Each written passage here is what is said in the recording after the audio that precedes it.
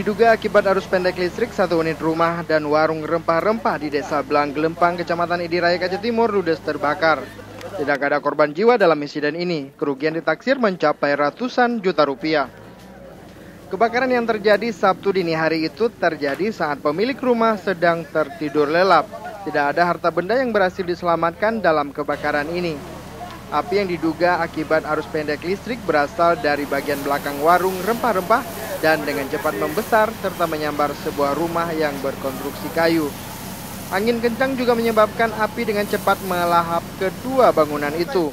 Warga yang ikut membantu tidak dapat menyelamatkan barang-barang yang ada di dalam rumah. Ya, kalau apa itu pas saya bangun ya, waktu buka itu apinya udah apa? Udah besar, Pak, ya? Udah besar, tapi kejadian nggak saya tahu. Berarti 2 unit armada pemadam kebakaran dikerahkan ke lokasi untuk membantu memadamkan api. Namun kedatangan awak pemadam kebakaran setelah api ludes melahap kedua bangunan itu. Dari Aceh Timur, Said Maulana melaporkan untuk Aceh Video.